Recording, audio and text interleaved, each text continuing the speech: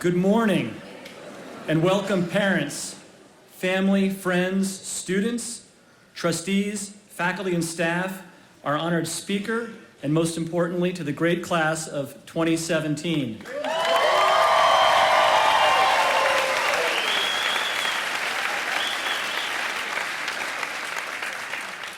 As is customary when we hold commencement on this weekend, and mindful that it's Memorial Day weekend, I will ask that we observe a moment of silence for memory of those who sacrificed, those men and women who sacrificed their lives in service to the country.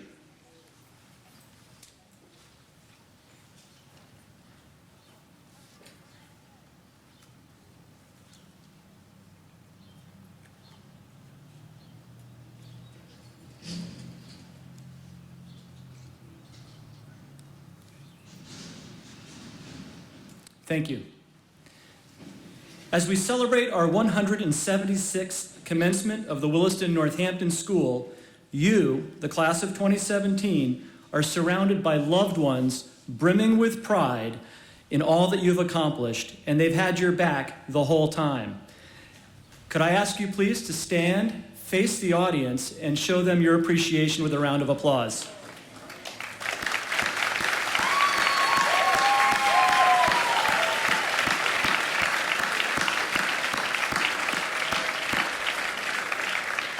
Keep standing, 2017, and point towards the faculty, please. And this will be the last chance you get to show the faculty of Williston Northampton your appreciation.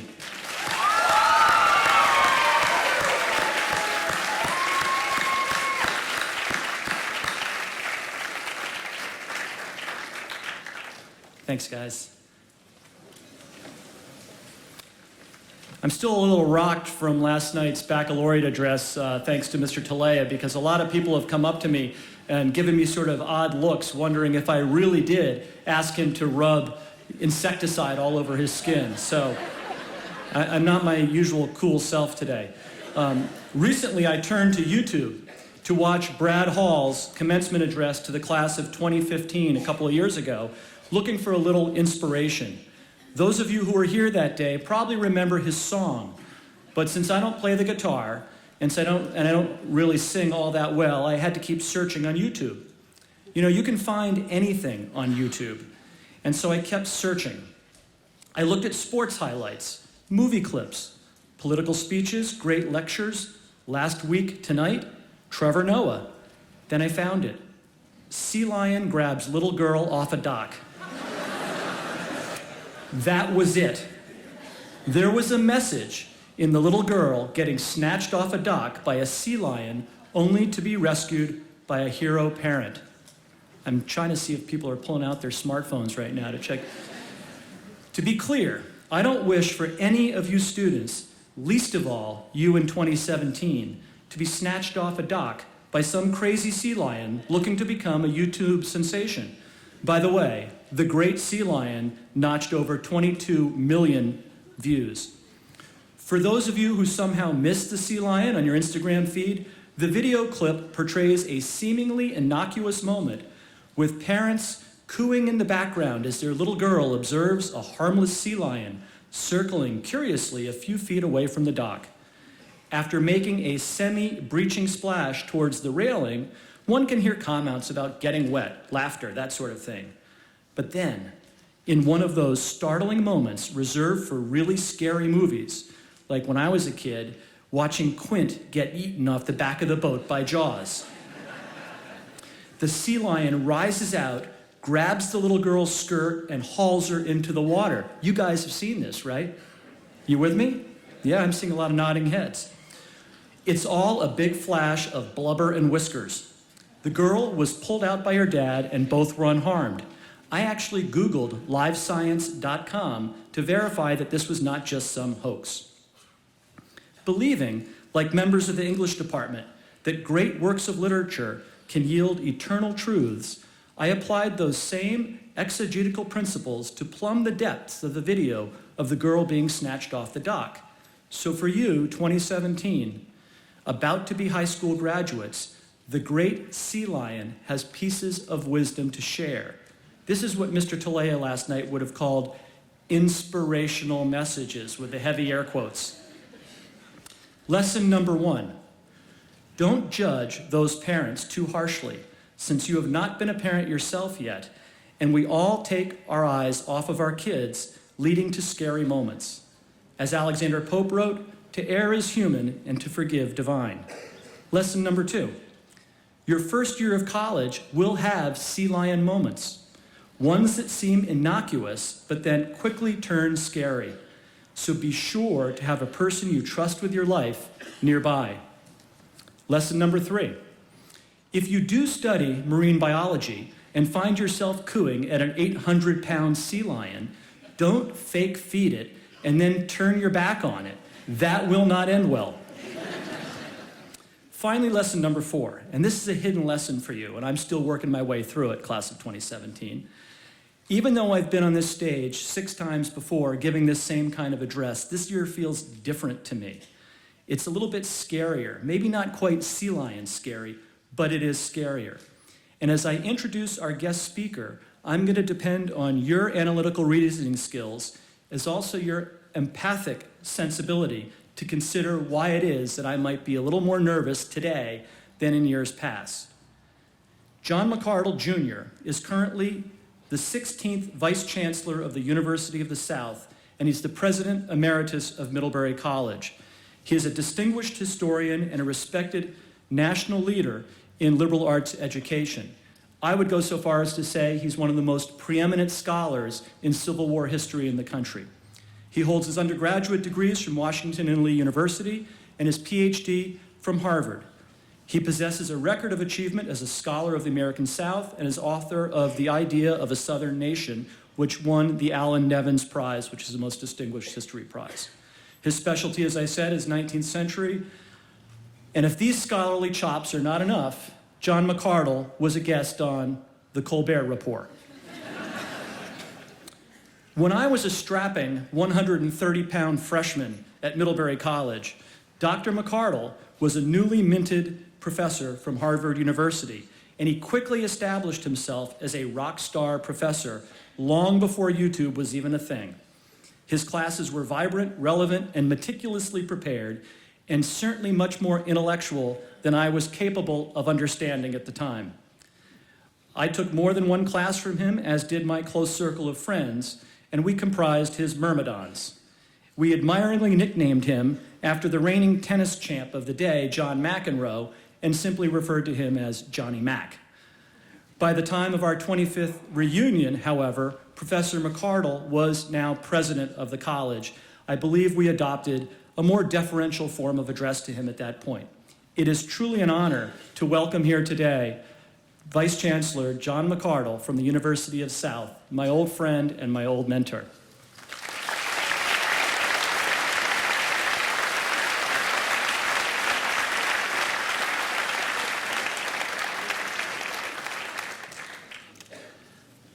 Thank you for that spectacular introduction.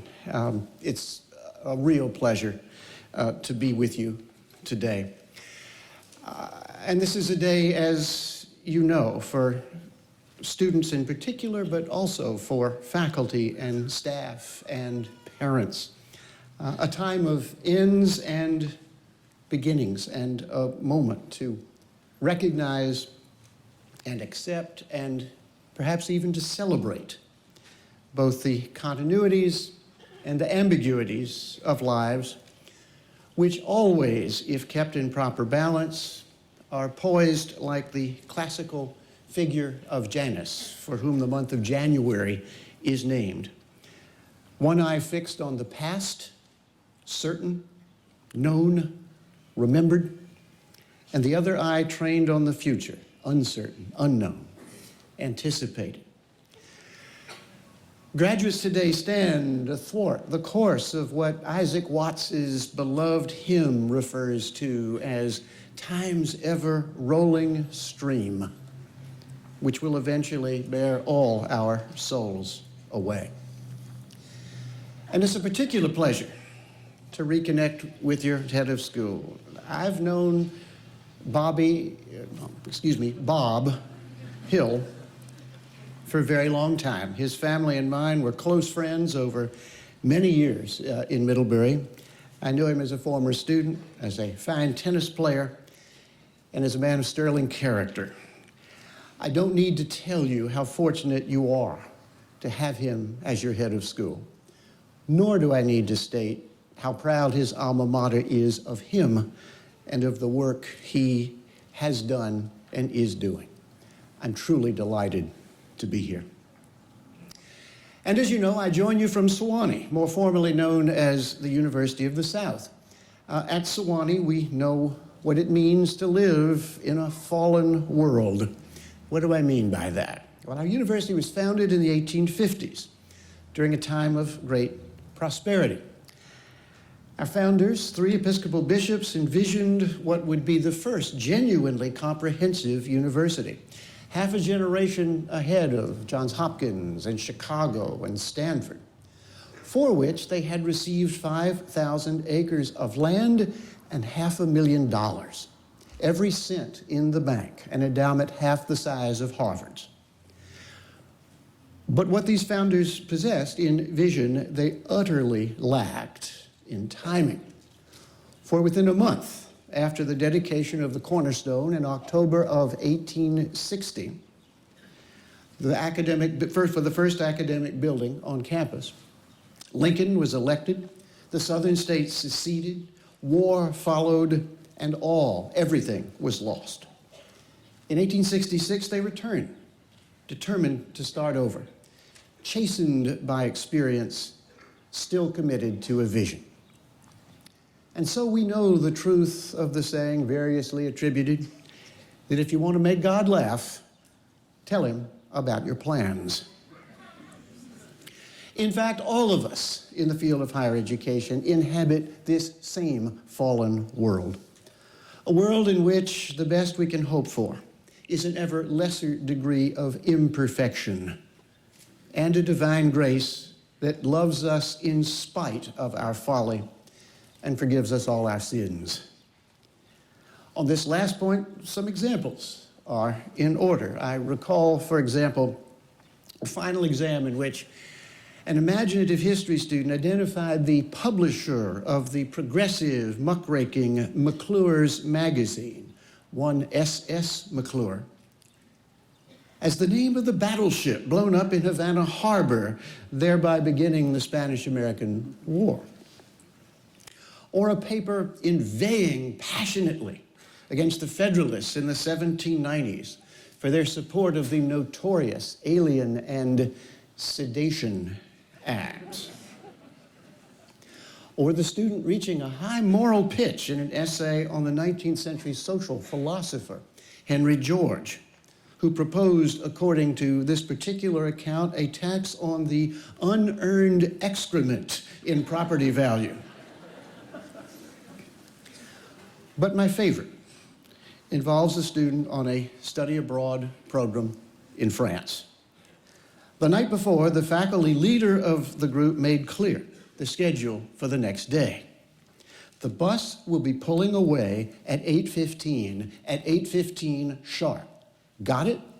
Understand? Not 8:16, not 8:17, but 8:15. Be on time.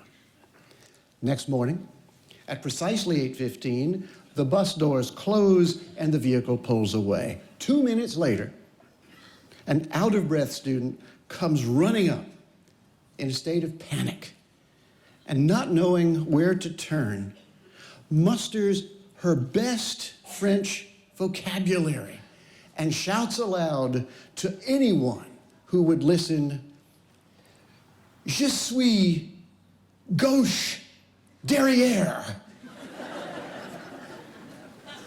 I am left behind.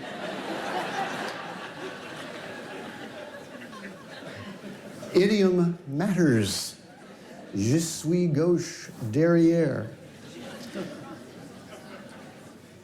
Imaginative, but wrong.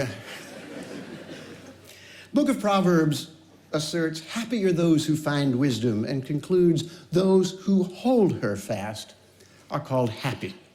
So let's think for a few moments about wisdom. And we might begin our meditation on this topic on such a day as this by pausing to give thanks to those who have been, for the class of 2017, sources of wisdom. To your families who nurtured you, who lovingly, trustingly committed you to this school, who saw in you their own hope for immortality, who gave you life and opportunity, and who now, surely on this day, wish for you the wisdom that springs from knowledge. To your teachers, who gave you knowledge and who modeled wisdom. Teachers in the classroom, of course, but who were also called coaches, librarians, custodians, dining hall workers, groundskeepers, educators all. And perhaps most enduringly, to friends. Friends with whom you shared all manner of experiences and from whom you received a substantial part of your education. Friends with whom you learned to do good well. There's a prayer in the Jewish liturgy for memory. A portion of it goes like this. Memory can tell us only what we were in company with those we loved. It cannot help us find what each of us alone must now become.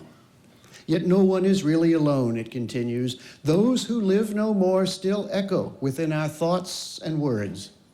And what they did is part of what we have become. And so today we are surrounded by, and indeed perhaps at least from time to time, overwhelmed by the presence of memory. Memory matters, of course. Memory is necessarily selective. Memory can be a source of comfort in times of trouble. Memory can be a guide in times of uncertainty. And we also know we choose what to remember, and in choosing also choose what to forget. For individuals, for communities, for entire cultures, memory is a part of what sustains and shapes and defines and directs. But memory, if you're not careful, can become nostalgia and can then turn you into an alum who becomes an insufferable crank. And so memory is only half of what you take with you today. The other half, nostalgia's antidote, if you will, is hope. Hope and memory. Memory and hope. And to put it another way, this weekend is a way station on a never-ending journey to wisdom, a journey that is also, as Proverbs reminds us, the way to pleasantness and peace. And so what might I presume to offer you that will not quickly, probably if we're lucky by sunset, evanesce? Well, only this, that you take with you today something more than memory and something on which you can base your hope. Something like, first, humility. I still remember William Cooper's words inscribed over the stage in my own high school auditorium. Knowledge is proud that he has learned so much. Wisdom is humble that he knows no more. We could all use a bit more humility, a bit more willingness, as Benjamin Franklin once put it, to doubt a little, each of us, in our own infallibility. And a bit more acknowledgement that in this fallen world we inhabit, truth can never be fully revealed, never wholly discerned, but in fragmentary moments at least, it may be sensed, hinted at, approached, approximated. And a corollary. Freedom of speech is meaningless without also the freedom a precious freedom to listen. Or perhaps self-restraint. Sewanee students know that one of my favorite quotations comes from a speech made late in his life by the distinguished statesman and orator Daniel Webster. "Liberty can exist," he stated, "only in proportion to wholesome restraint." Or, as Virginia Woolf has put it, to enjoy freedom, we have to control ourselves. It is so very easy to say or to tweet the first thing that comes into our minds, or to surrender ourselves to the illusion of our own immortality by failing to consider the consequences of the choices we make before we make them, or to blame someone else when things go wrong, or to succumb to the seduction offered by whatever institution or candidate for public office offers the most free stuff. Society is in great danger of losing that balance between freedom and restraint. Liberty without restraint is chaos, anarchy. Restraint without liberty is tyranny. Self-restraint, the restraint that comes not from above, not from without, but from within. Self-restraint makes freedom possible and is the best antidote to the coarseness and vulgarity that continue to erode our common life. Keep your distance and your soul from the madding crowd and current fashion. Choose your own course and choose it wisely.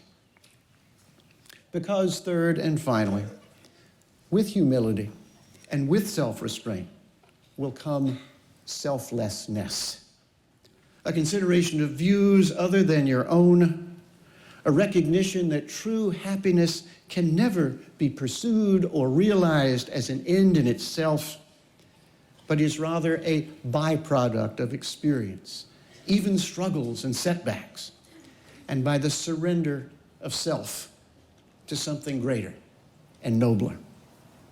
Someday, says Aeneas, at a moment of utter despair in the Aeneid, even this will be remembered with pleasure.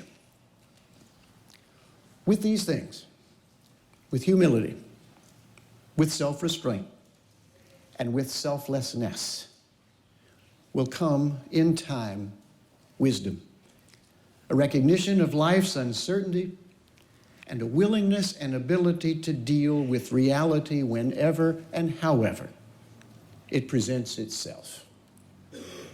"Ah, but life is like that," cries Agatha Christie's famous detective Hercule Poirot at a moment of discovery. "Life is like that.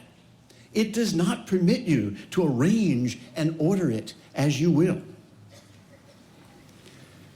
And so let what you have learned from family, teachers, friends, prepare you for uncertainty.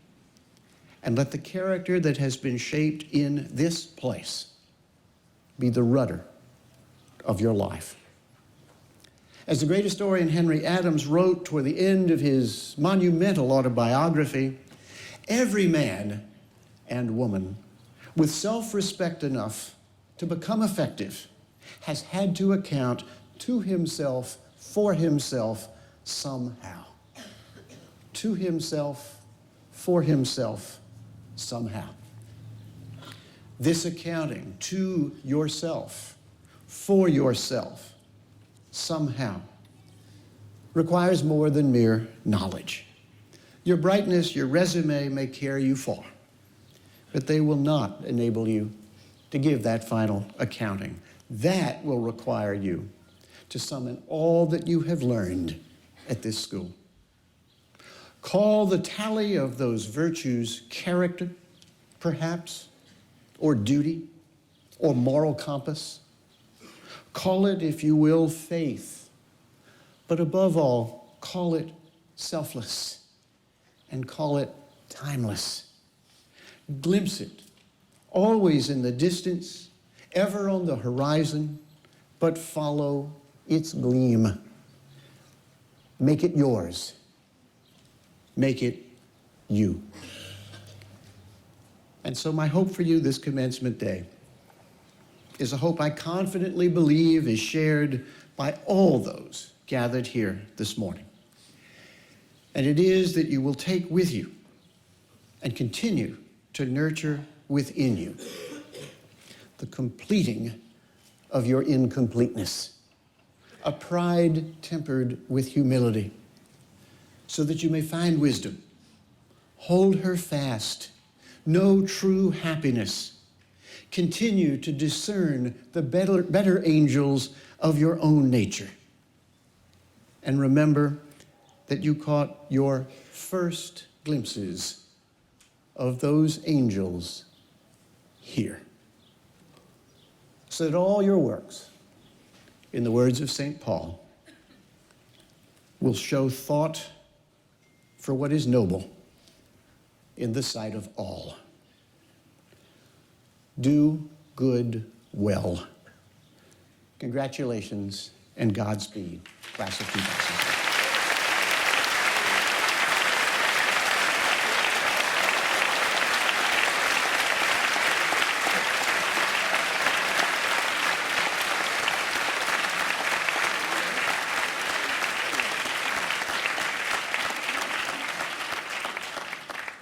Thank you, Professor McCardle.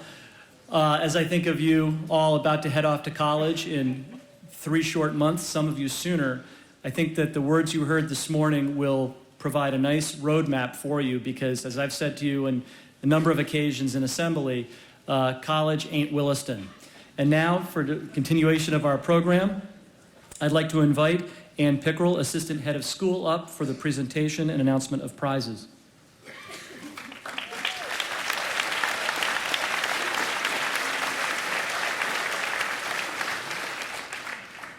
Good morning, everyone, and welcome, and thank you to Dr. McCardle for those inspirational words of wisdom.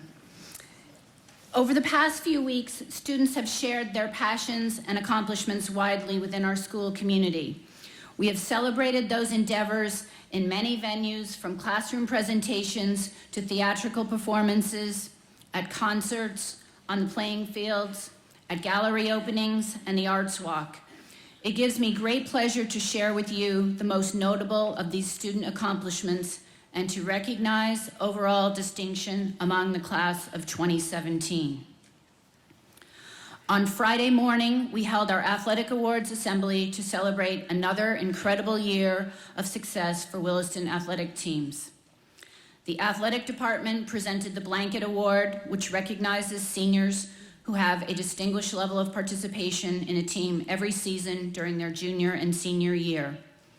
For seniors who have been at Williston for more than 2 years, they are eligible for the award if they have only missed 1 season during either their freshman or sophomore years.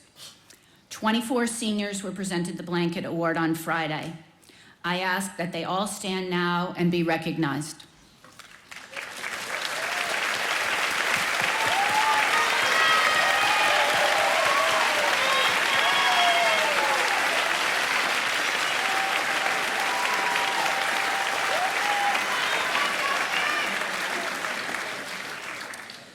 I would also like to acknowledge the senior recipients of our top 2 athletic awards and ask those individuals to stand and be recognized when I read their names.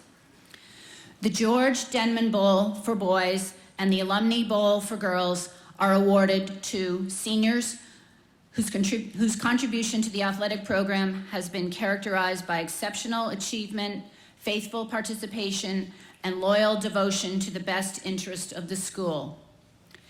This year, the George Denman Award was given to David Fitch.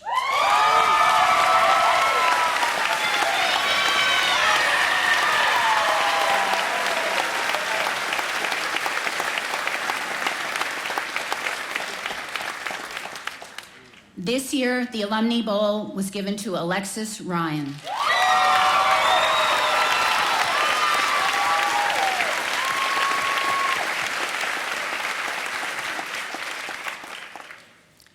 Yesterday afternoon, we held our Academic Awards Assembly, which celebrated outstanding academic achievement for the year. There were 87 different students who received prizes for their academic accomplishments during the school year. At this time, I ask that all recipients of course awards and prizes stand and be recognized for their achievements.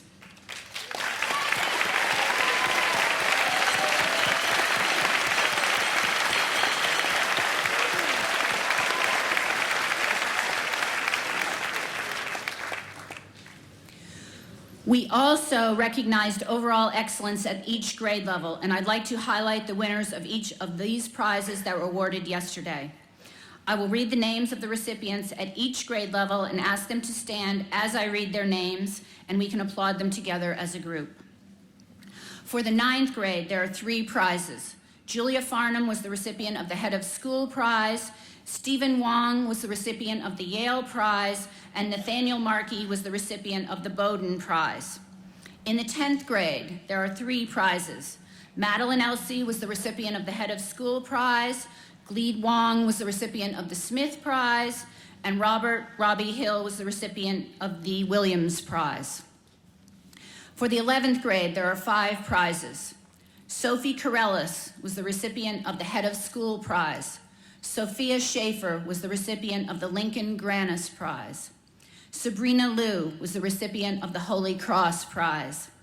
Madison Fulcher Melendi was the recipient of the Dartmouth Prize, and Annabelle Farnham was the recipient of the Harvard Prize.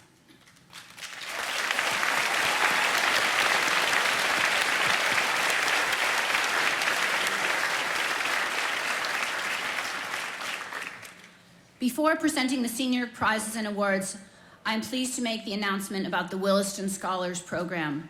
This year, the school offered 7 courses within our Williston Scholars Program, and there are 10 seniors who will be recognized at this time for their exemplary work. As I read the names of the seniors, I ask that they come forward to receive their certificates from the director of the Williston Scholars Program, Kim Avelti. For her work in the English department, Ava McAlone Yates.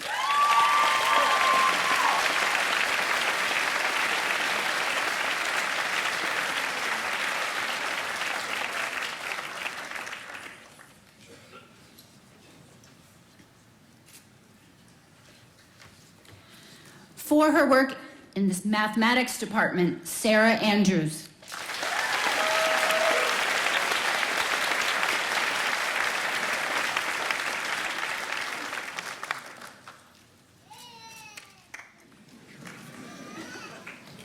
For his work in the science department, Nam Pham.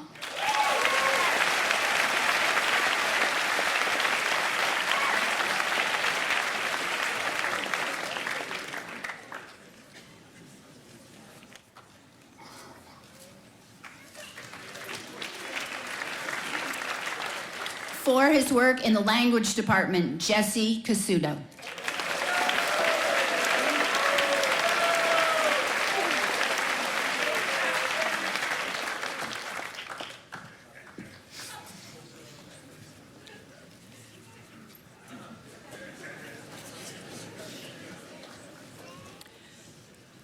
For their work in the History and Global Studies Department, Emma Reynolds and Alex Foster.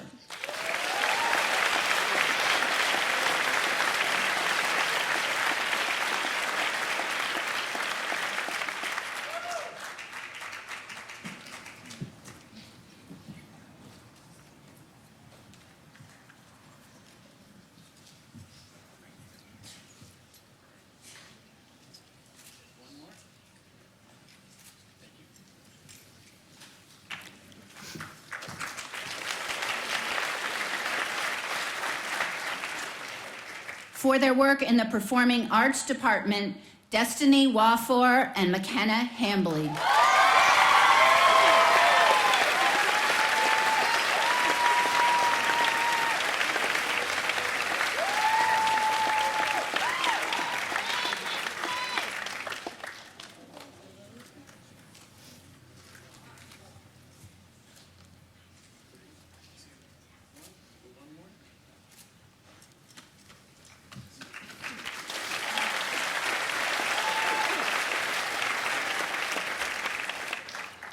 For their work in the visual arts department, Chai Hong, Mark Wei, and Richard Royal.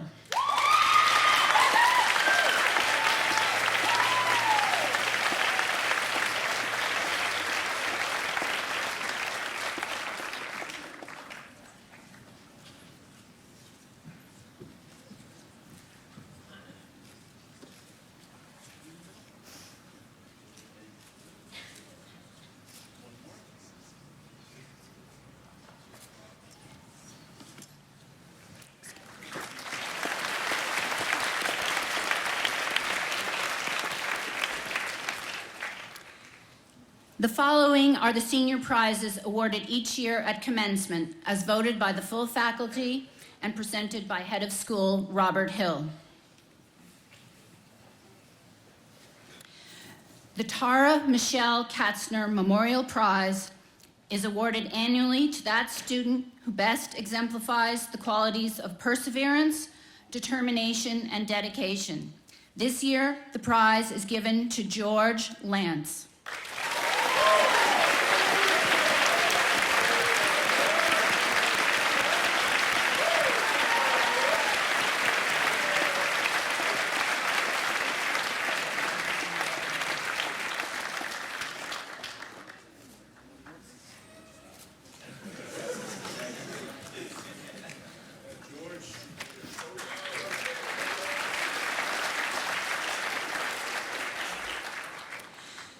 The Henry Teller Prize, in memory of a history teacher and choral conductor 1947 to 1983, is awarded to that person in the Williston Northampton community who, by active example, encourages intercultural understanding and goodwill.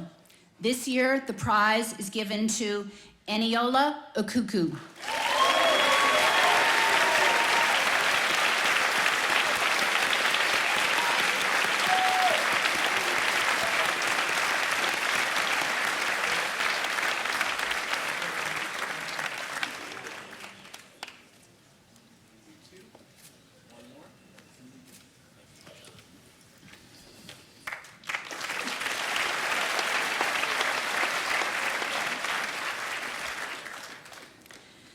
The Westcott E.S. Moulton Award, honoring a member of the class of 1927 and a Williston Alumni Secretary 1961 to 1973, is presented to that member of the senior class who has shown a high degree of effort in publications, sportsmanship, leadership, and community involvement, leading to continued loyalty and interest as an alumni or an alumnus. This year, the award is given to Ava McAlone Yates.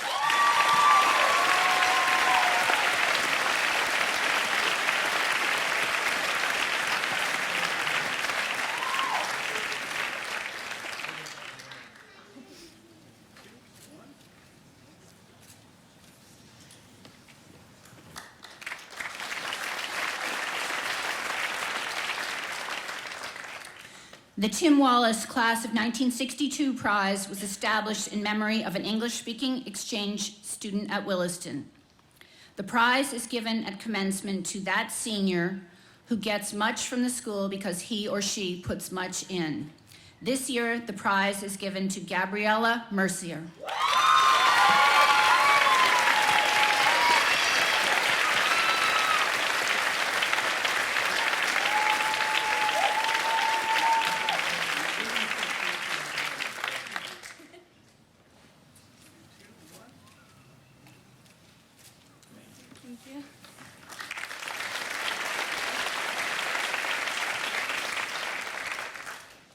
The Class of 1942 Prize is awarded in recognition of outstanding service to the school. This year, the prize is given to Somo Mizobuchi.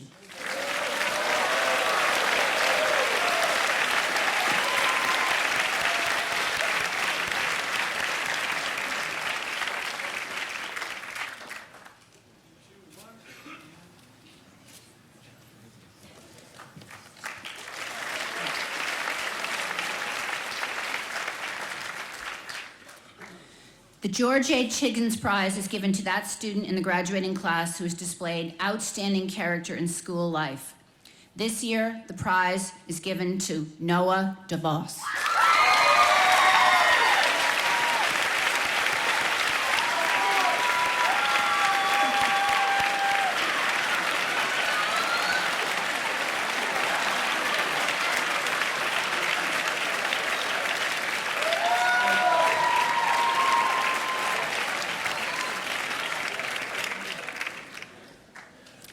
The Catherine M. Ockenden Class of 1949 prize is given to that senior who, in the opinion of the faculty, has contributed moral, positive leadership. This year, the prize is given to Destiny Wofford.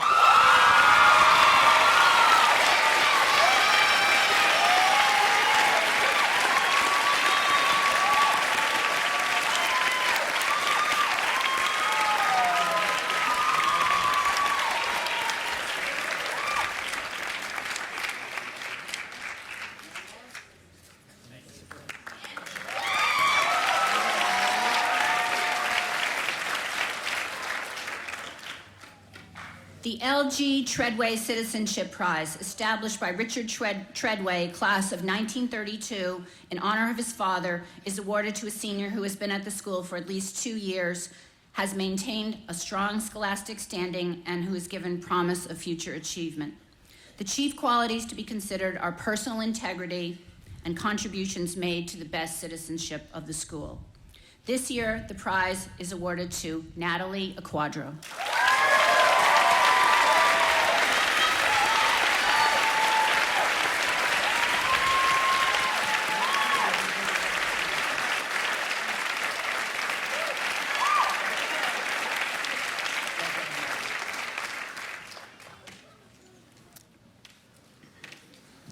The Joseph Sawyer Memorial Prize, honoring the 7th headmaster of Williston Seminary, 1886 to 1919, is awarded to a young man who has made outstanding contributions to the intellectual and community life of the school. This year, the prize is awarded to Saul Blaine.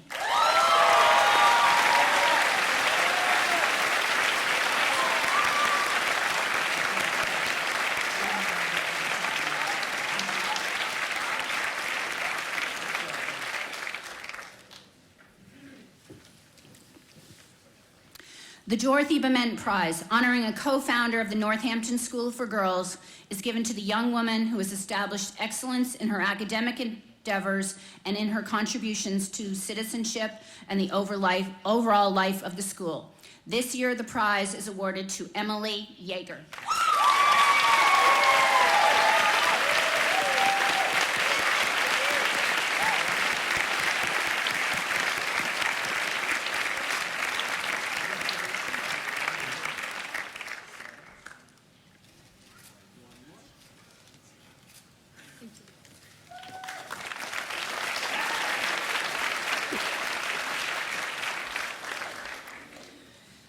We now come to the final 3 prizes which carry the greatest distinction. The first 2 being awarded to the outstanding young man and young woman in the senior class. The third honoring the first scholar in the class.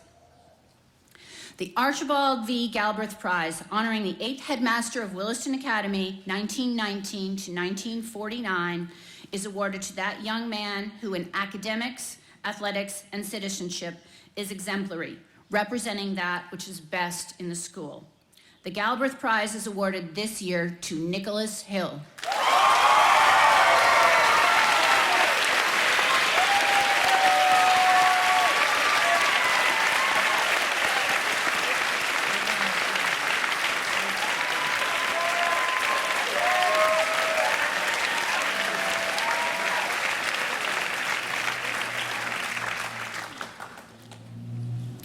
The Sarah B. Whitaker Prize, honoring a co-founder of the Northampton School for Girls and co-principal 1924 to 1962, is also known as the White Blazer Award. The White Blazer is given to the young woman who has distinguished herself with the greatest contribution to the academic, athletic, and community life of the school while exhibiting exemplary leadership and integrity. The White Blazer this year is awarded to Molly Zawacki.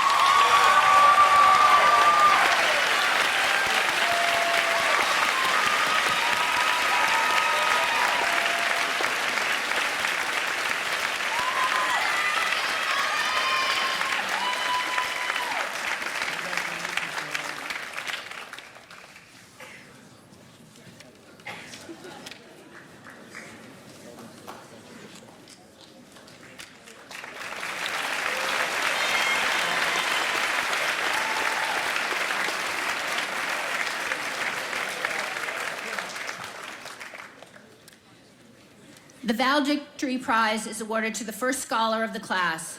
It is a combination of 2 awards from an era in the school's history when the Edmund H. Sawyer Prize was given for work in the classical curriculum and the Horatio G. Knight Prize was given for work in the scientific curriculum. These prizes are now combined into one. It honors the student who, by record of performance during the senior year, is judged by the faculty to be preeminent in academic achievement. This year, the recipient of the valedictory prize is Emily Yeager.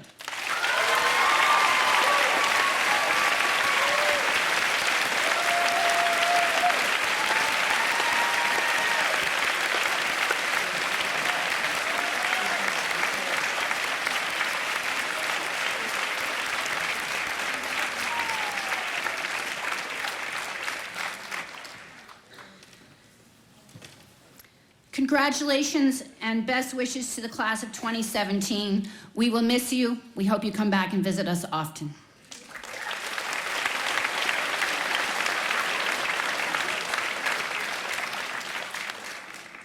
I always wanted to look down on Noah DeVos. For next step in the program, could I ask Mr. Peter Valine, President of the Cum Laude Society, Mr. Gregory Tulea, Vice President, and Mr. Peter Gunn, Secretary of the Cum Laude Society, to come up and present the awards.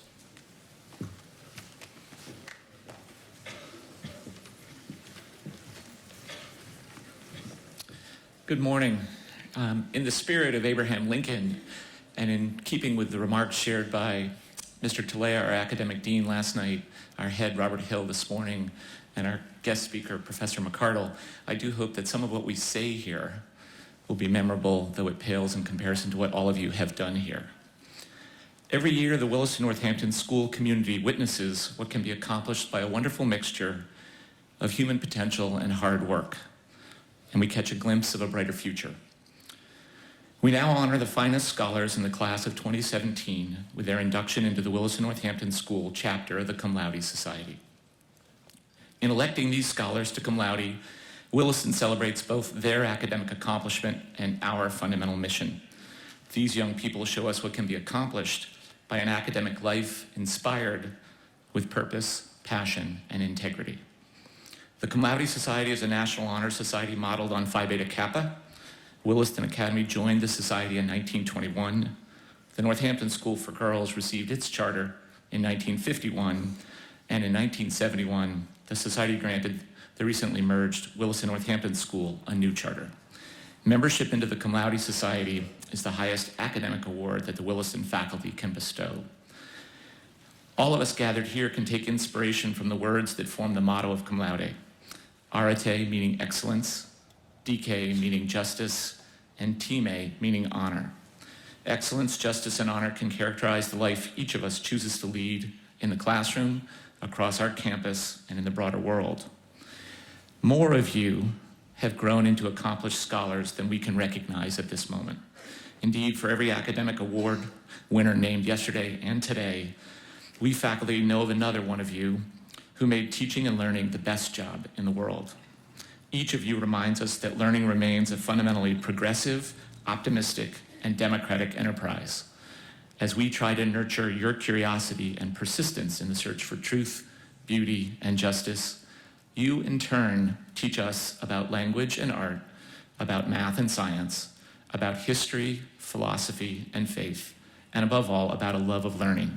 We, your faculty, thank all of you for striving to live that life. Moreover, we thank your families. We hope that they will enjoy today as a reflection of their influence upon your lives. Indeed, you should, we all should, remember the words of John Quincy Adams, "Who you are is where you have been." Please remember to thank all of the people who have helped you, both here and beyond these green gates, to grow your roots and your wings. Please consider admission into cum laude an invitation to assume stewardship of the truth. True scholars strive to discover greater truth, to work collaboratively, and to put their discoveries into the service of humanity. Knowing you as we do, we are more confident than ever about the future prospect. May you embrace the opportunity to improve an ever-changing world. Before calling for the induction of new members, we want first to acknowledge those of you who, by virtue of your outstanding record of achievement, earned admission to cum laude in January. We ask you to come forward individually to receive our applause and then to stay and welcome the new members. Seema Gandavia.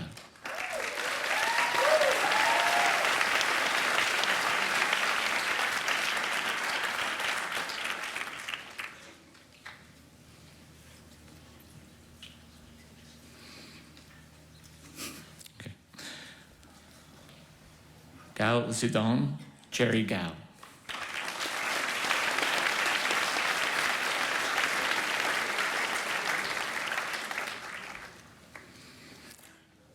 Lee Jin Young, Chloe Lee.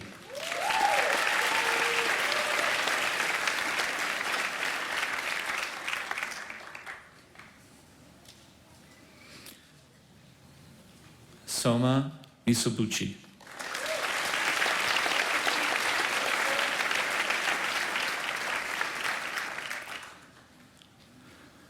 Tomasz Paluchowski.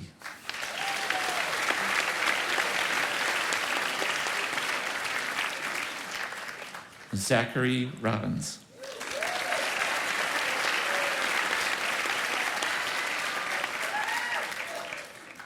Jordan Sansone.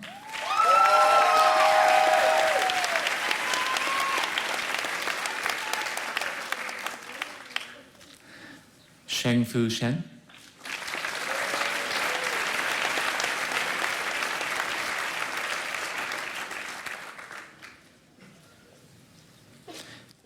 Tang Zhang.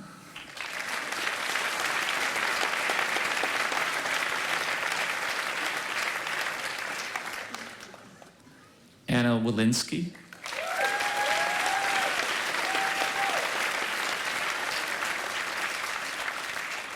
Emily Yeager.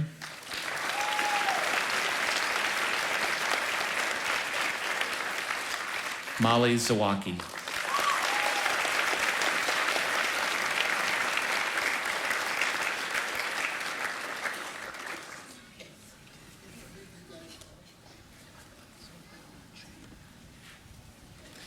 Hold, please. Slight change.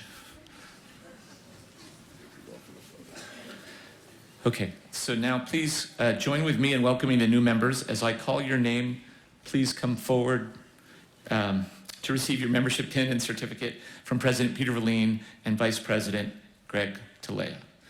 Saul Blaine.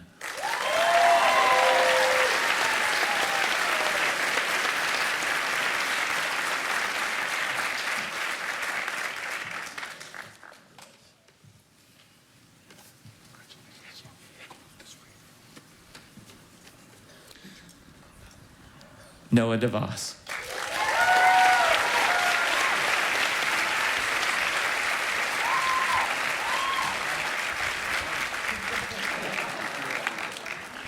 Thank you very much. Oh, picture.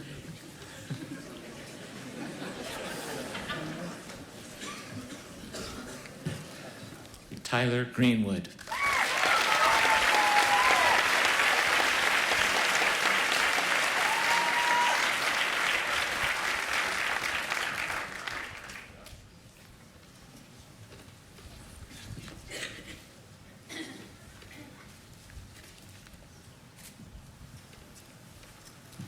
Nicholas Hill.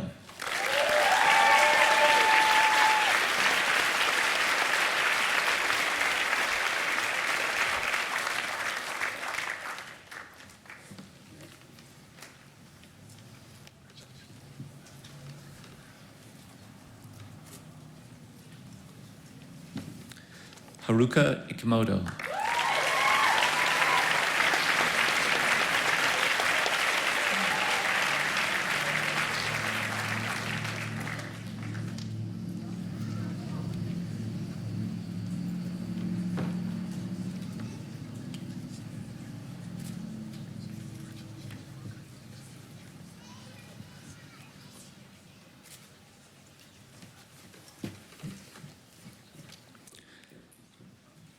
Kang Lansky, Nancy Kang.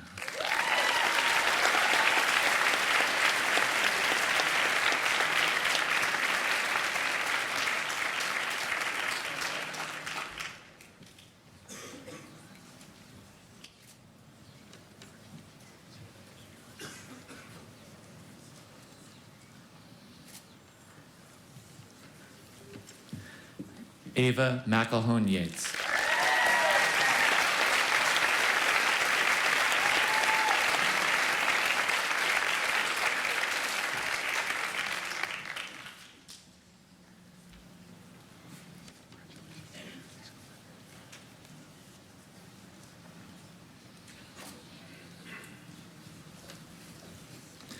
Gabriela Mercier.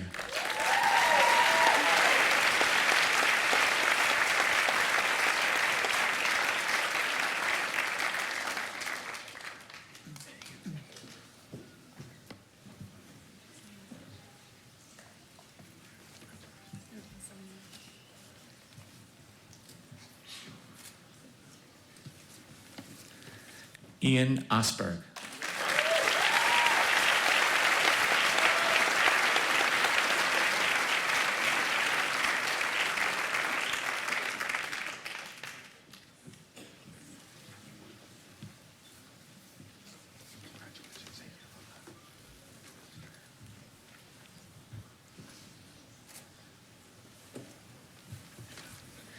Nicholas Randolph.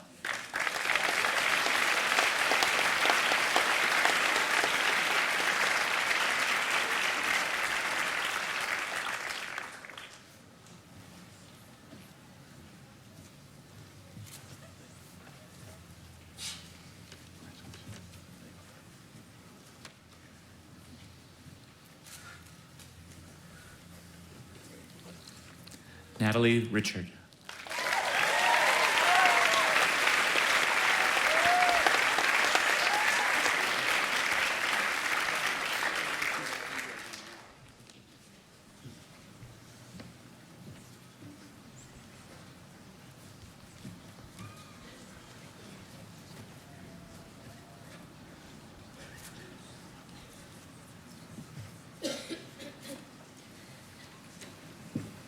Alexis Ryan.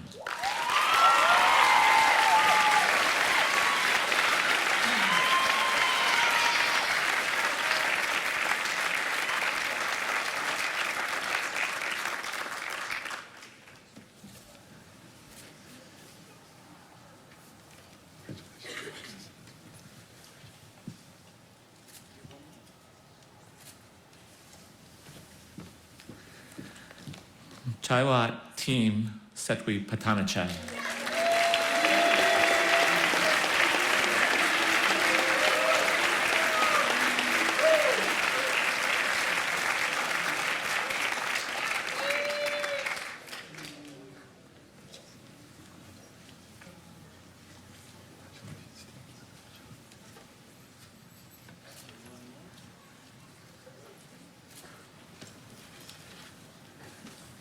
Now, if you would all turn to face the podium to receive the charge from President Peter Verleen.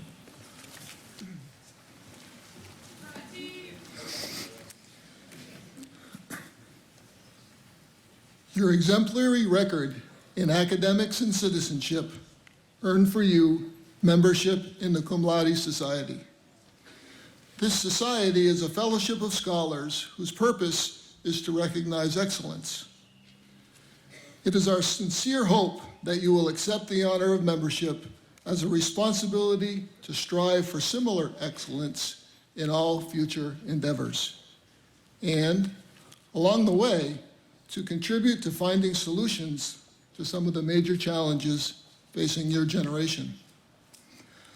On behalf of the faculty, I want to thank you for your consistently strong effort.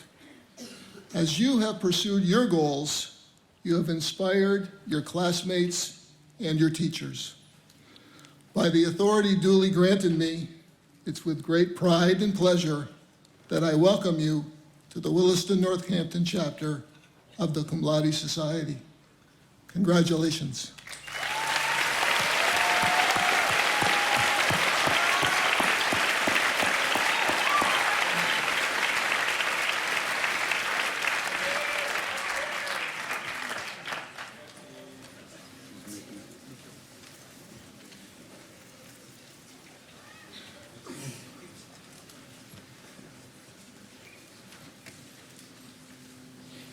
It's a tradition for the senior class to select their own speaker.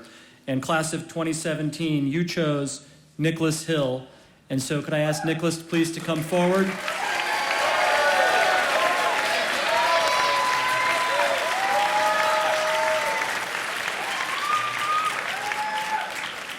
And Nick, before you speak, I just have to say it one more time. Hashtag no relation.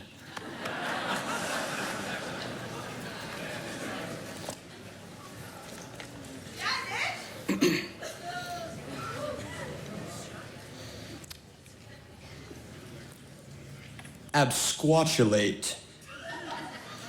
Hello, everybody. My name is Nicholas Hill, and I will be graduating in roughly 30 minutes after 6 years at Williston. So now, right now, many of you are probably thinking, wow, that is a very long time. And it may be a long time, but the speech is going to feel like a lot longer, so let's settle in. So there are a couple things I want to get off my chest before I really get into the meat of the speech. First off, I'm going to be up here for roughly 8 minutes, so if I make a joke, go ahead and laugh. And secondly, my coach and advisor, Miss Talbot Saifu, is the one that encouraged me to do this, so afterwards, blame her. And finally, I factored in about 5 or 6 minutes of laughter, so do your part. So a little about myself. I run a decent amount. I dabble in theater. I enjoy a good passionate game of spike ball here and there, and anytime I can. And I'm on student council too. So for the parents and family here, I just want to let you know that this year we were very productive in student council. So for example, in our most recent meeting, we proposed 5 new ideas. And furthermore, Ms. Noble shut down 5 new ideas. No, that's not true. Not true. This year we actually did get a lot done in student council. It was a lot of fun. But so when I think about the fact that I'm going to be graduating in a couple minutes along with the rest of my classmates, I'm kind of left speechless. That's really inconvenient in a speech. But so I'm going to start off with the easy stuff, the thank yous. So Alex Foster, thank you. All right, moving on. All right, now the nice thing about Williston is that there are so many wonderful people that influence our lives in so many ways that I could spend 20 minutes talking about people that have really helped me along the way. But Alex Foster, thank you again. So, because of these people, I've had a very noteworthy experience that I feel the need to share here today. So, in the gym, right outside of the entrance to the basketball courts, there's a glass wall with a push door that leads up to the bleachers. Now, I don't know whose idea it was to put a glass door in a building where people are going to be moving around very quickly without really paying attention to where they're going, but it happened. So one day I was hurrying from the locker room to get to the hockey rink where I needed to fulfill my managerial duties for the varsity girls hockey team. No big deal. And in my haste, I turned too early and walked directly into the glass wall. So in addition to the physical pain, my pride was seriously damaged. And so as I gathered my bearings, I slowly turned around to see just how much damage there was. Looking back at me were 2 wide-eyed middle schoolers. So there was a brief pause, moment of silence, where we all sized each other up, and then I gave them this really cool nod, kind of like this.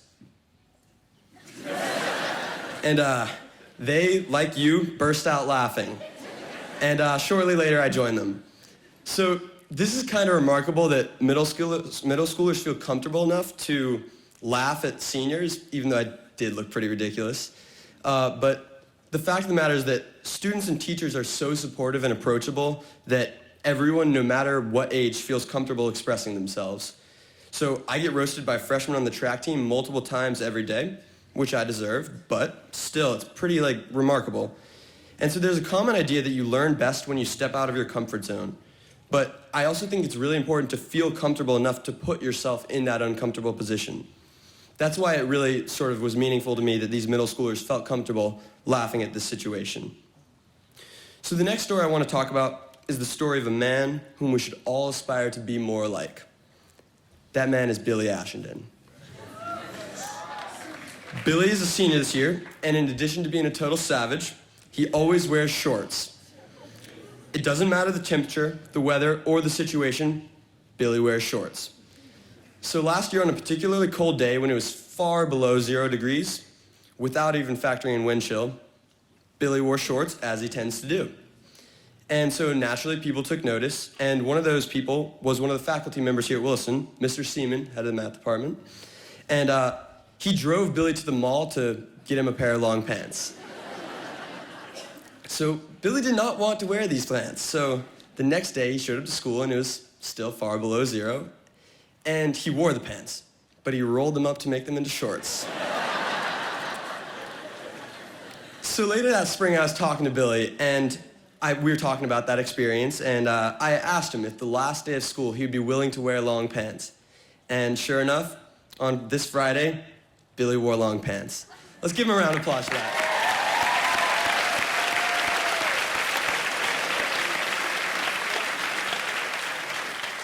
So the point of the story, besides the fact that Billy's a baller, is that the rules in our community are not what cause it to function. A student will show up to class with an untucked shirt and receive a unit, but the very next day, his shirt will still be untucked. In case you missed the point, I really hate tucking in my shirt. But anyways, so the people involved in the community are the ones that set the bar. We all hold each other accountable for our actions and create a higher standard that is expected to be met. While Billy may be instructed to wear long pants, if you appeal to him as a peer and as a friend, his actions are far more likely to be impacted. Influence isn't found in our student handbook, it's found in the people. So for my final point, I would like to read a quote from the TV show The Office that I really like.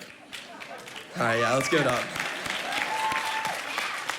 So Andy Bernard says, "I wish there was a way to know you're in the good old days before you've actually left them."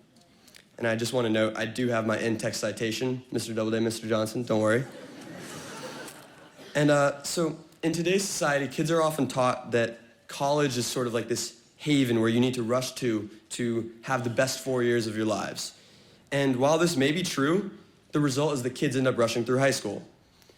And then in pop culture, high schools are portrayed as like a dreary prison life where kids only strive to work hard to make it out. This is so evident when it comes to things like senioritis. And so once kids are in college, all that matters is running out the clock. However, I think it is important to pause and wonder why you are rushing through high school so much. Why is college this oasis, but high school is a prison? I'm not saying you have to enjoy high school, because there are definitely some aspects that are brutal. SATs. But just make sure that you value your time here as much as you should so that you don't wind up looking back with regret on your high school years. Some things that have really been of value to me are things like the Spike Ball Club and faculty members that I've grown very close to over the years. Don't take any of it for granted. And so as I wrap up, does anybody remember that word I said in the very beginning of the speech? That word was absquatulate. It means to leave abruptly. All of us seniors have spent somewhere between the last 1 to 6 years of our lives as a part of this Williston community, and soon it will all be over. We will be absquatulating. But in my personal opinion, before any absquatulation takes place, it is important to understand what you are leaving behind. To me, that is a place where people are comfortable interacting in many ways that help them grow. That is a place where bonds that we make define the actions we take. I should be like a rapper or something, right? And most importantly, it is the place that has defined the person that I've become, primarily through the people it has brought into my life, and for that, I'm eternally grateful. And now, the part you've all been waiting for, the end. Class of 2017, let's rise up.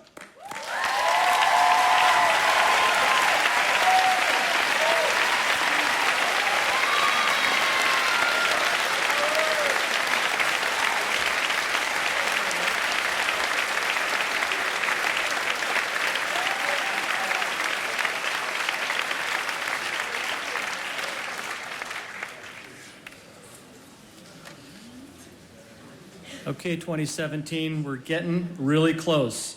It is my true privilege and honor to introduce the chair of the Board of Trustees, John Hazen White, Jr.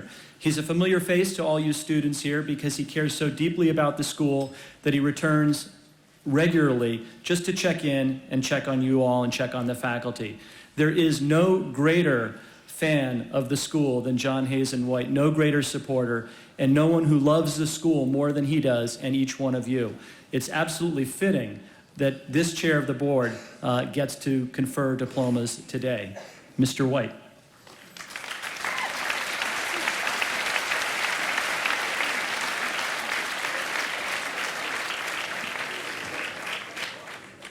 Welcome, everybody. It's just so great to be in this tent on this day in this wonderful place.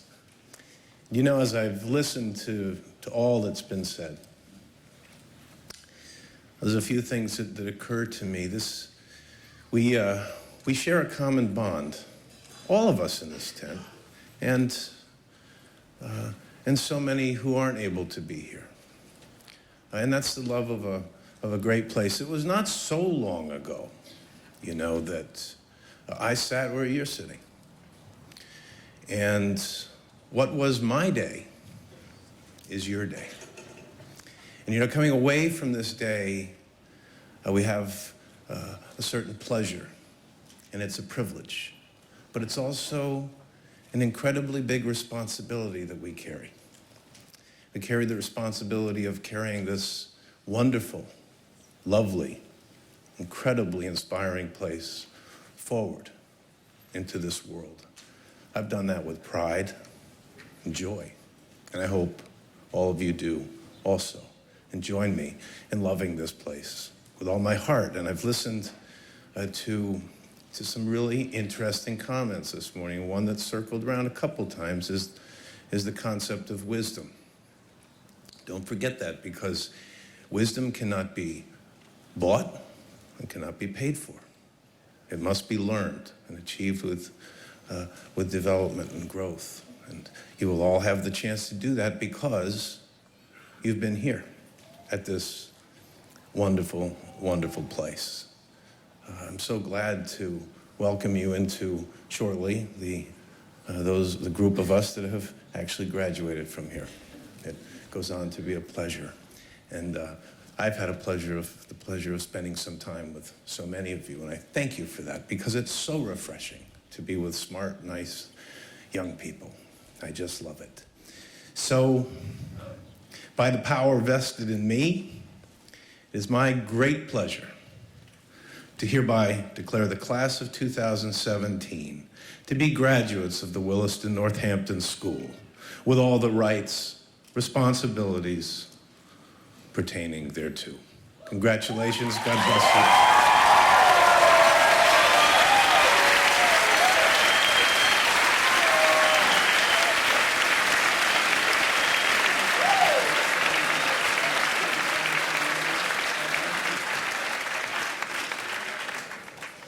Before Mr. Talea begins with the names, just one public service announcement. The professional photographer will be taking photos of the moment of the handoff, and those photos will be sent to families. So you don't have to rush up and get a picture. They'll be provided by the school.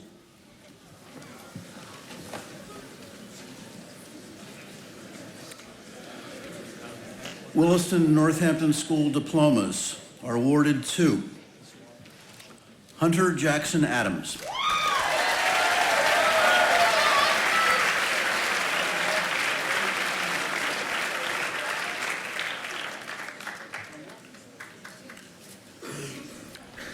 Alara Akisik,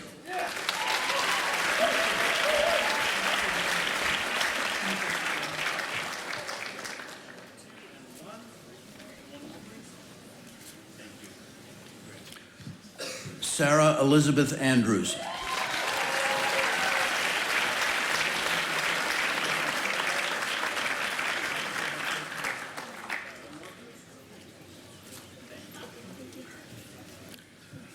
Natalie Grace Aquadro,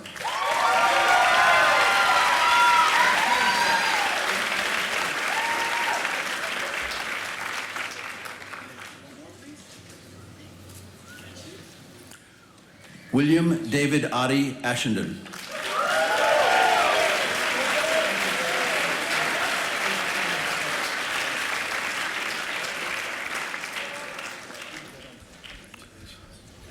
Bertany Oline,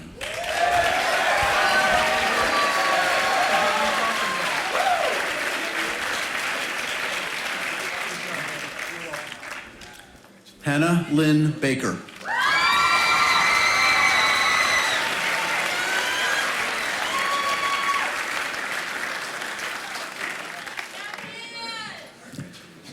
Nathan Roy Balthazard.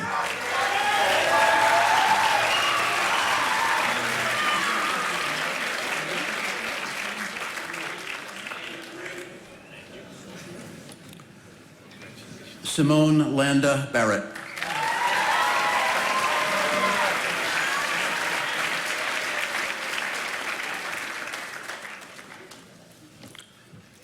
Donald Carlo Badamelli.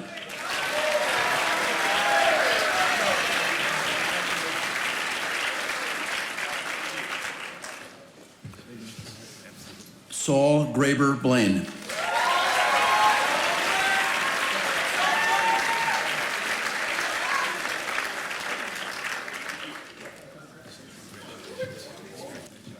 Olivia Elena Bonavita.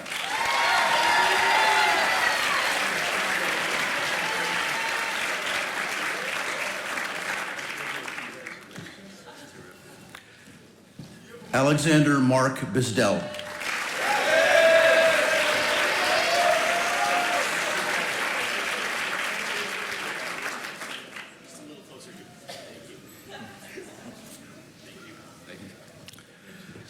Samuel Livingstone Capeless.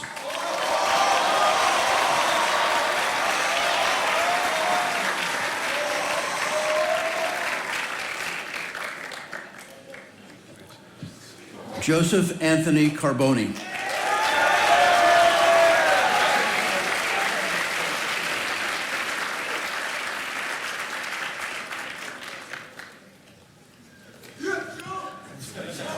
Jesse Yates Casuto.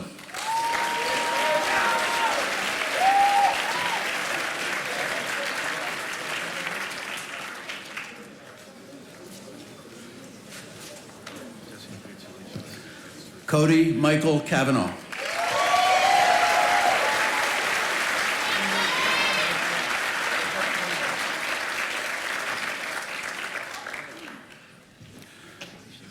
John Thomas Chamberlain.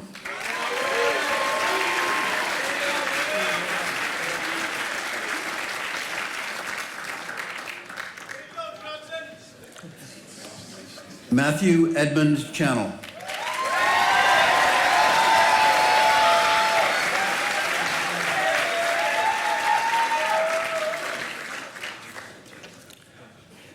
Sitai Chen.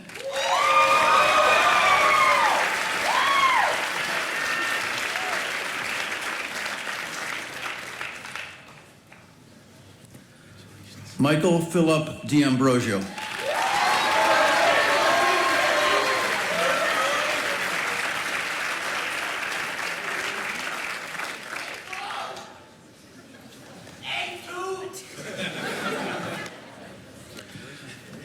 Spencer Addison Danforth.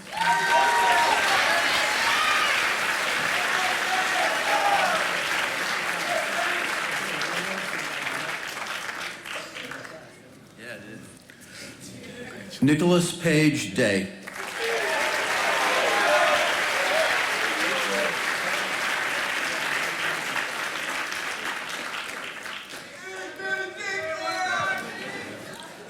Devin DeVere.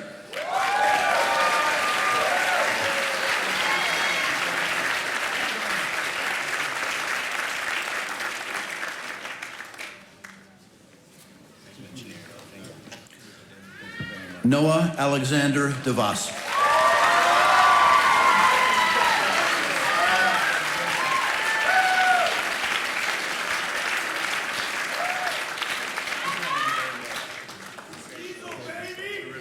Chris Espinal.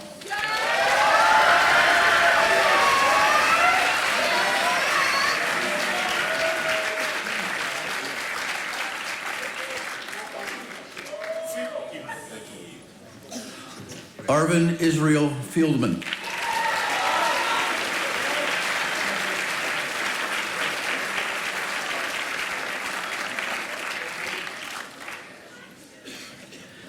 Henning Stephen Fischel.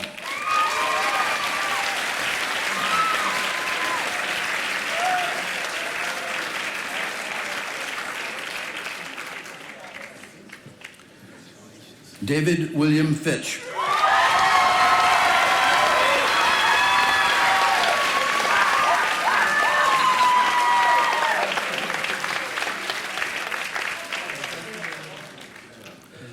Vasilios Michael Focus.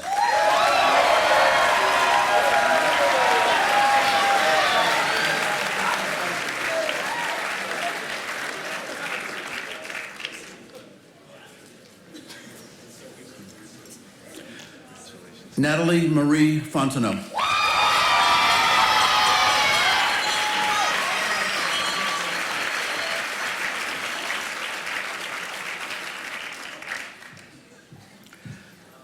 Alexander Warren Foster.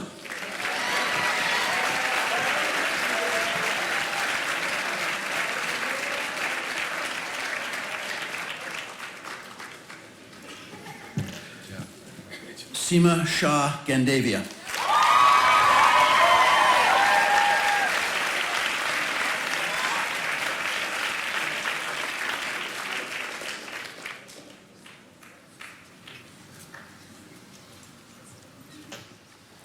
Zedon Gao.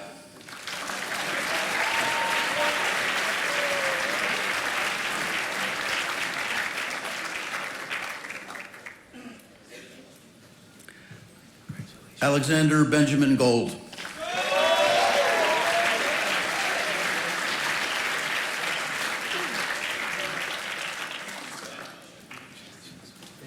Stephen Gower.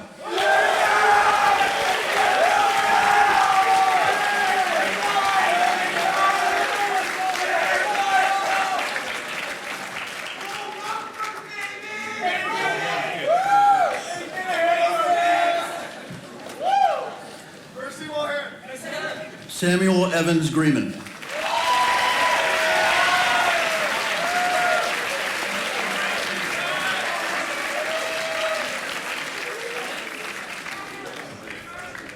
Tyler Bird Greenwood.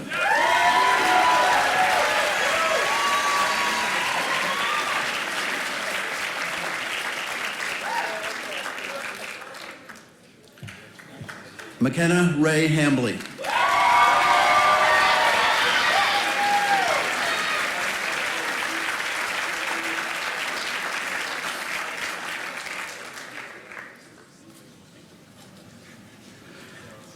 Sean Harrison.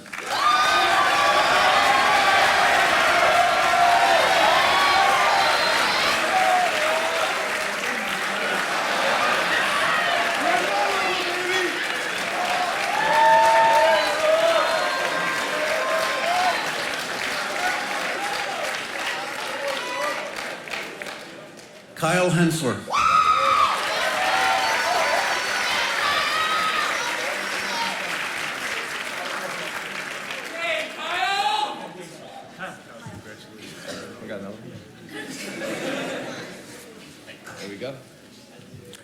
Sebastian Herrera.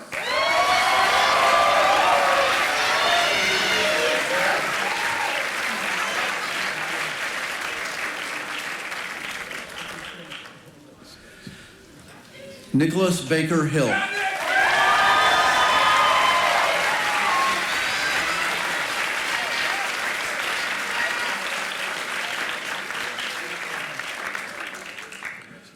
Haruka Ikamoto.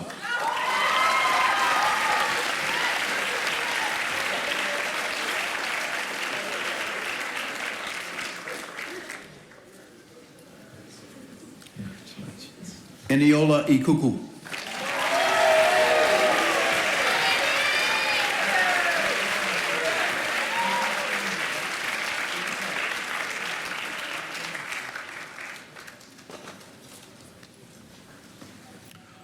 Wiley McSloy Jung.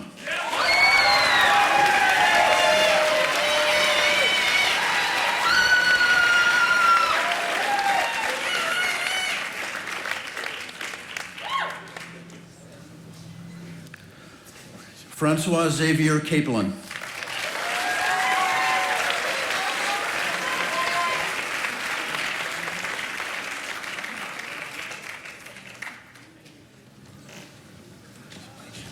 Langxi Kang.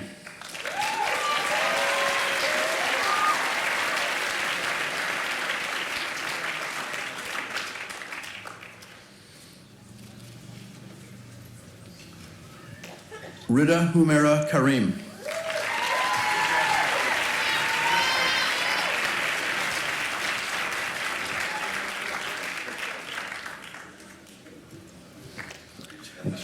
Caitlin Yvonne Keefe.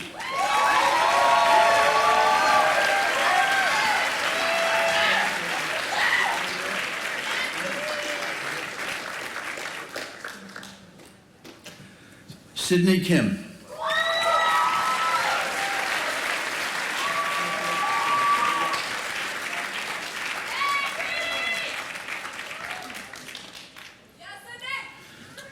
And with his diploma to be presented by his mother, Owen G. King.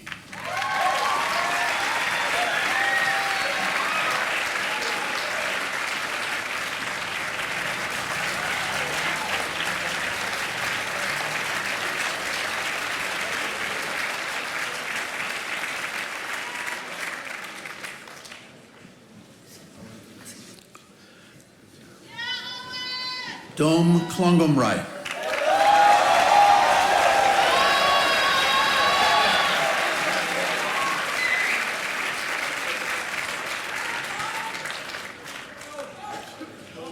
Mary Kobach.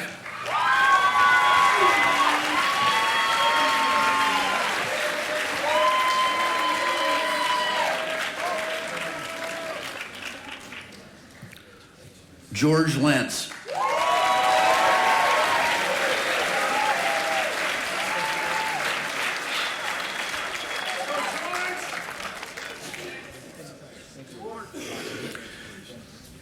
Eason E.Y. Law.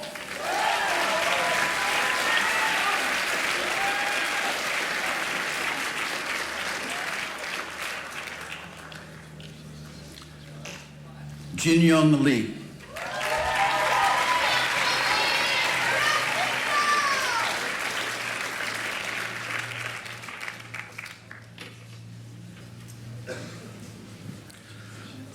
Michael Jonathan Lemmy.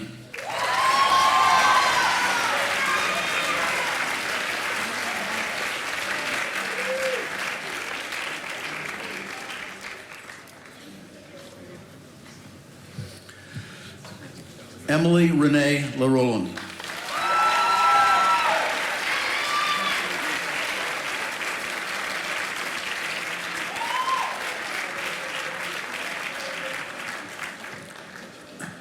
Duncan Stephen Lazander.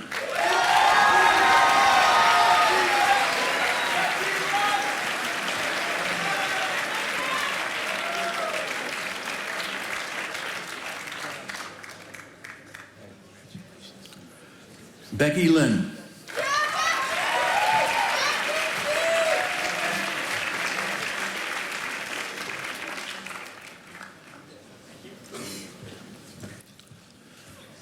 Connor Martin Lynch.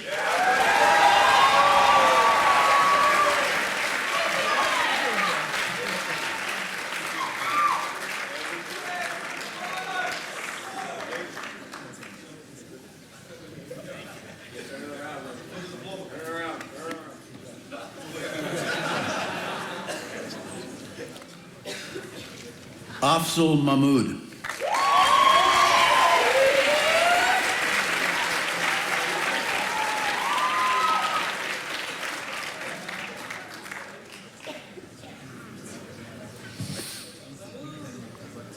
Sarmad Mahmood.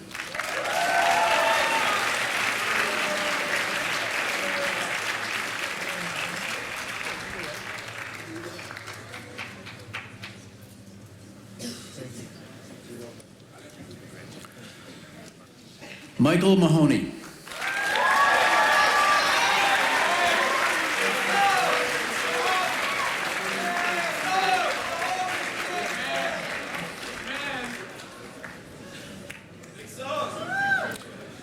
Sarah Jeru Marion.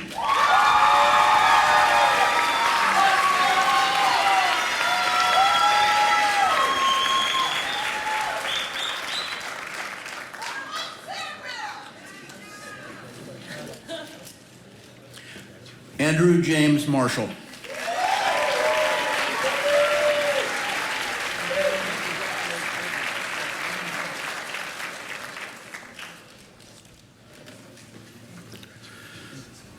Peter Francis Martinkus.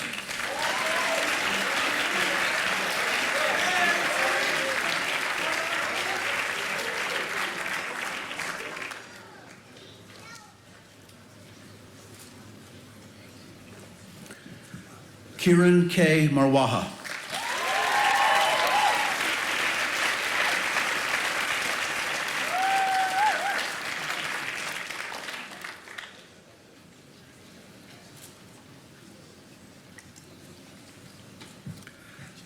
Kai Iman McCalla.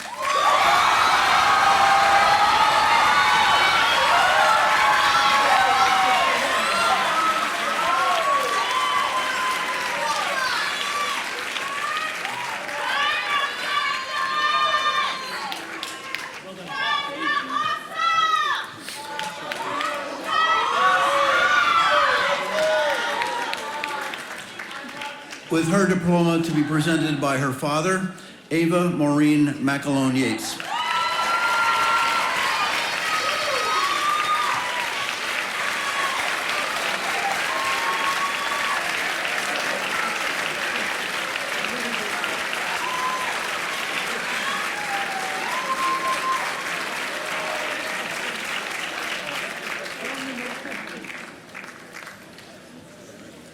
Gabriella Madison Mercier.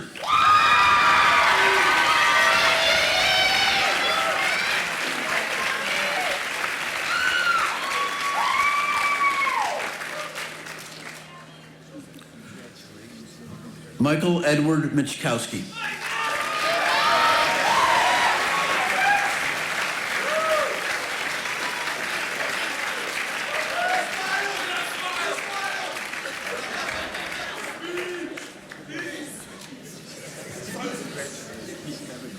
Soma Mizobuchi.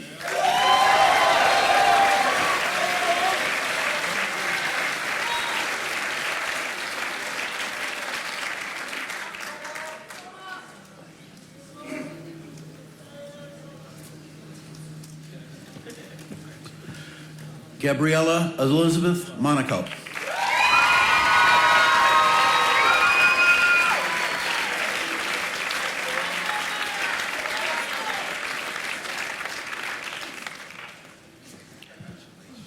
Emma Shepard Morehouse Holbert.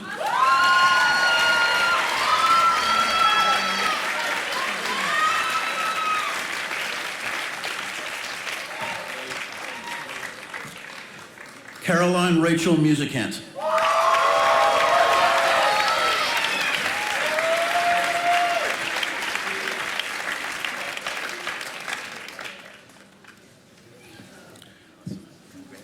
Issei Nakano.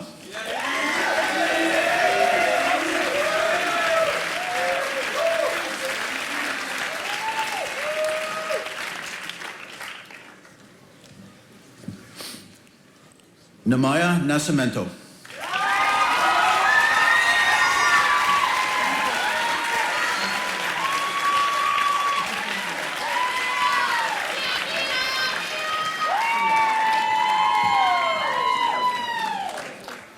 Long Hai Wen.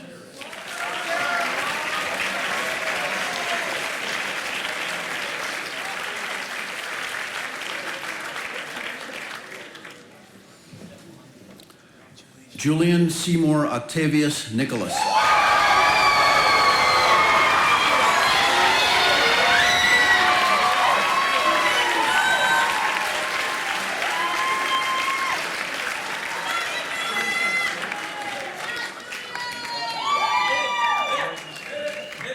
Destiny Chidinma Wafor.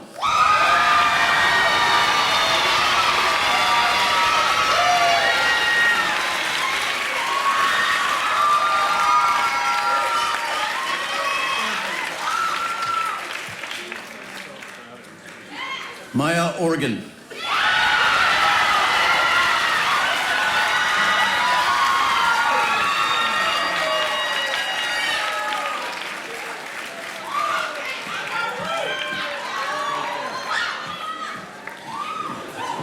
Ian Robert Osberg.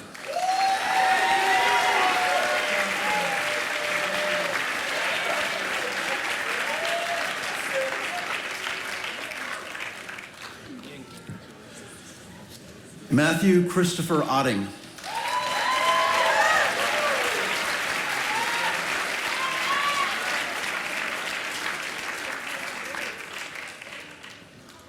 Tomasz Jan Palachowski.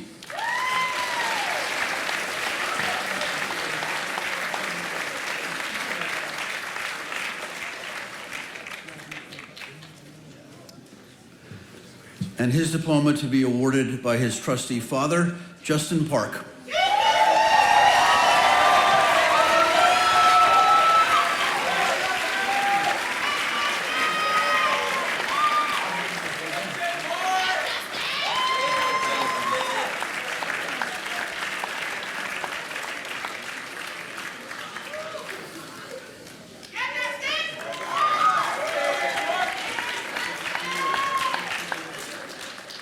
Kelly Danielle Peters.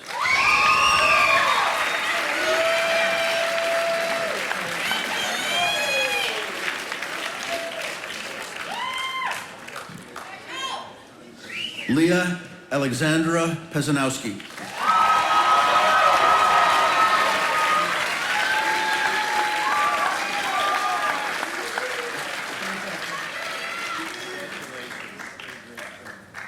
Nam Tuan Pham.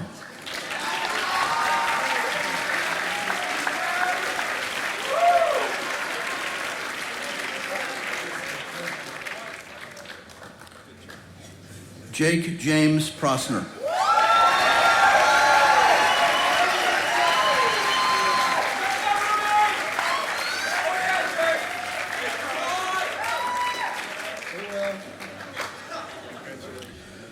Grace Prince Quisenberry.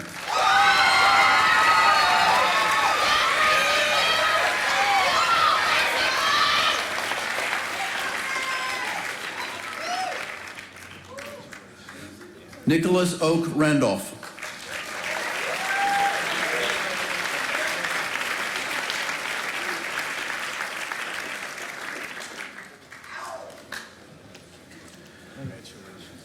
Gabrielle Francine Record.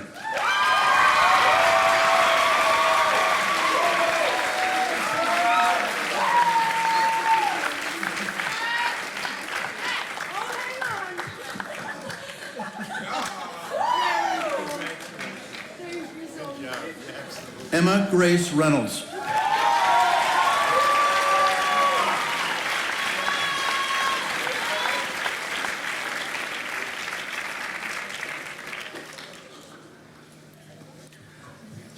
Natalie Deborah Richard.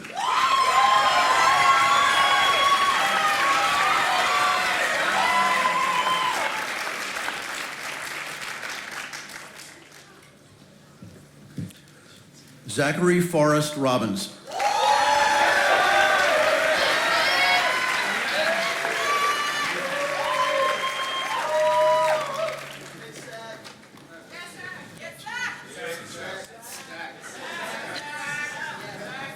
Richard John Boardman Royal.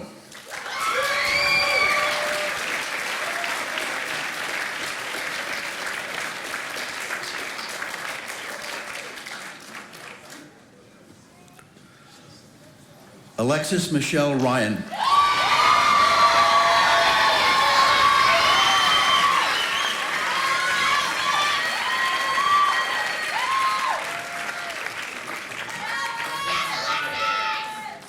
Austin James Ryan.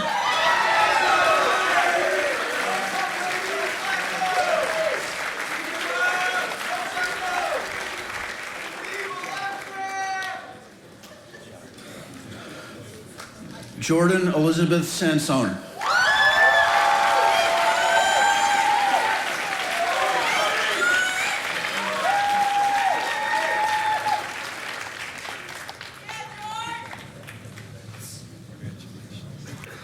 Erica Sasaki.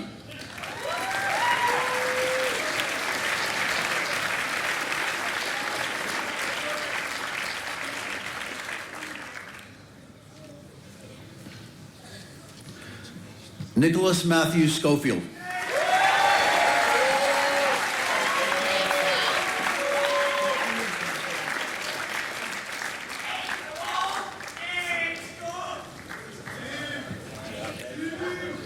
Chaiwat Setwapatanachi.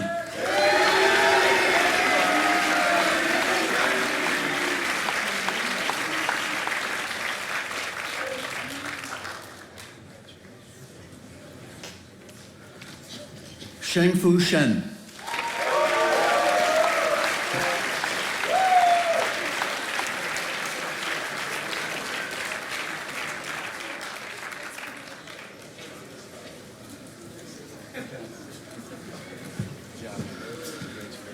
Joseph Sidney Shively.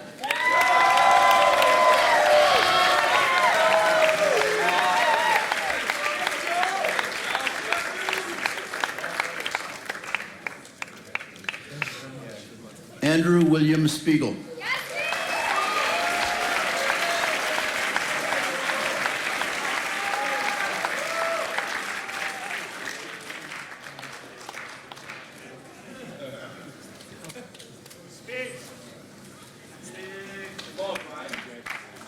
Brian Martin Sullivan.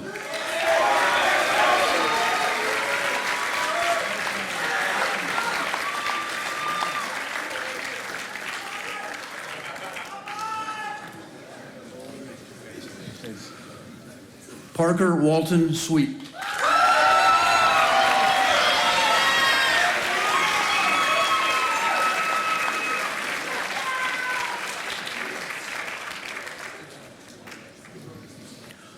Owen Burnham Sylvia.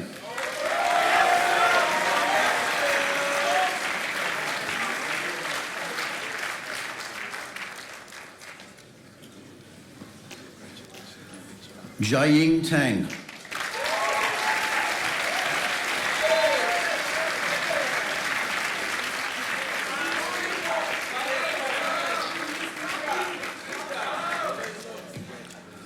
Branislav Terzic.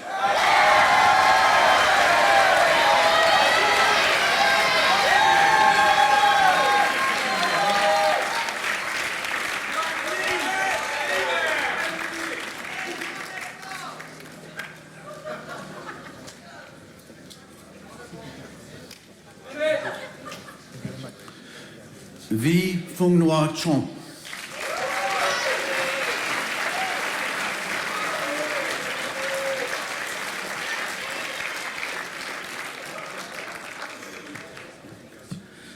And his diploma to be awarded by his mother, Cameron James Ward.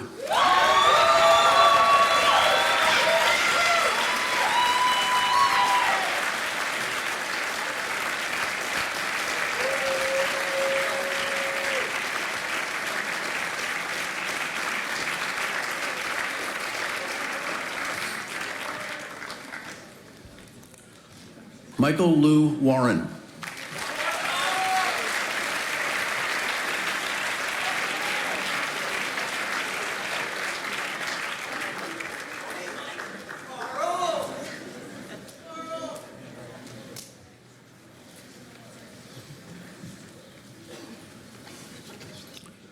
Cha Hung Wei.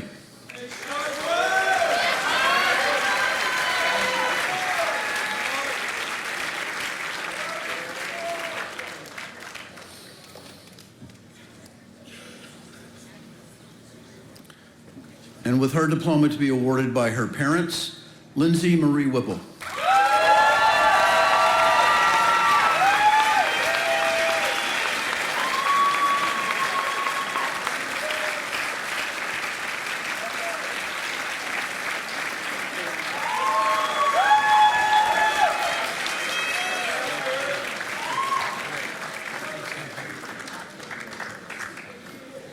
Brendan Edward White.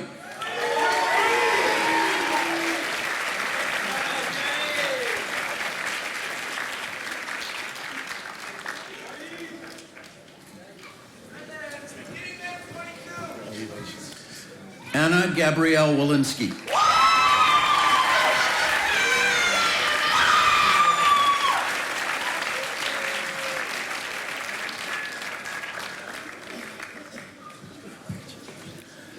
Emily Ann Yeager.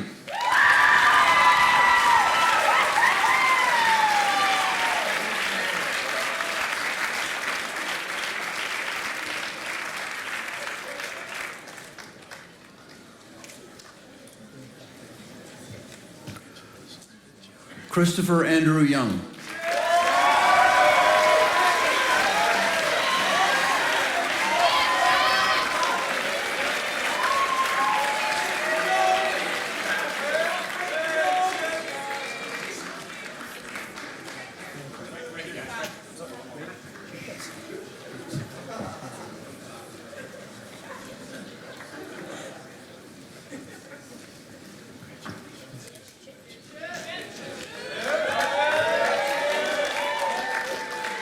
Jacob Michael Zaranek.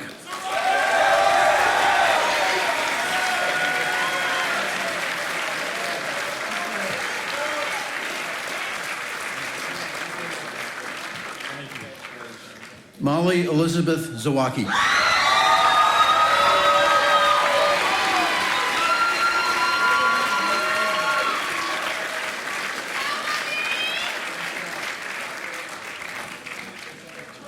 And with his diploma to be presented by his father, Derek Joseph Zawinski.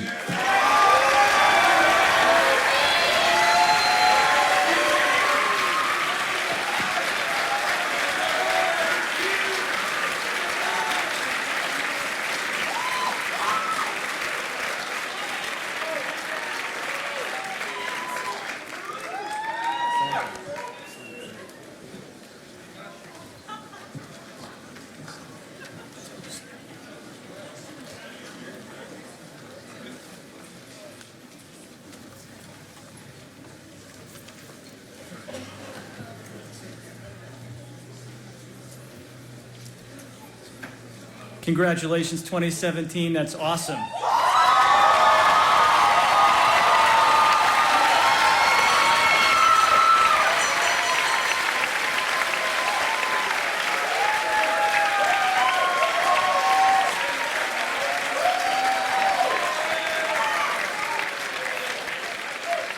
So we end with a tradition here, which is the ringing of the Angelus. And the Angelus was presented to the Northampton School by the Student Council of 1952.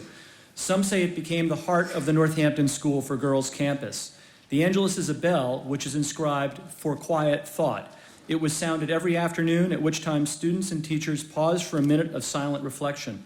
Maria Bergie Dwight Le Vescant, class of 1952, said at its dedication that the ringing of the Angelus was, quote, "a call to remind us of the necessity of thought.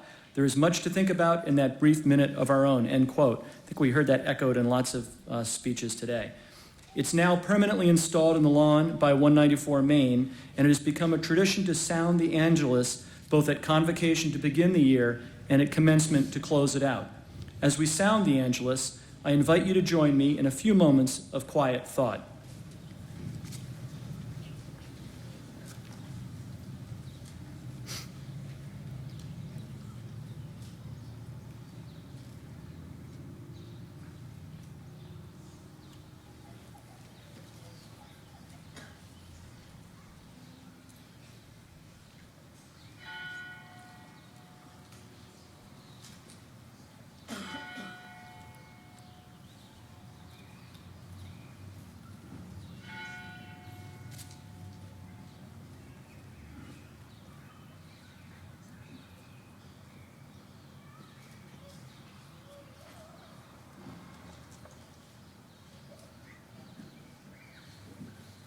Finally, 2017, before we all recess out and then have the handshake line with the faculty, just leave you with a closing thought. It's a variation on an Irish blessing that's familiar to many of you. May the road rise up to meet you. May the wind be ever at your back. May the sun shine warm upon your face and the rains fall soft upon your fields. And until we meet again, may memories of Williston sustain you. This concludes our ceremony. Congratulations, 2017.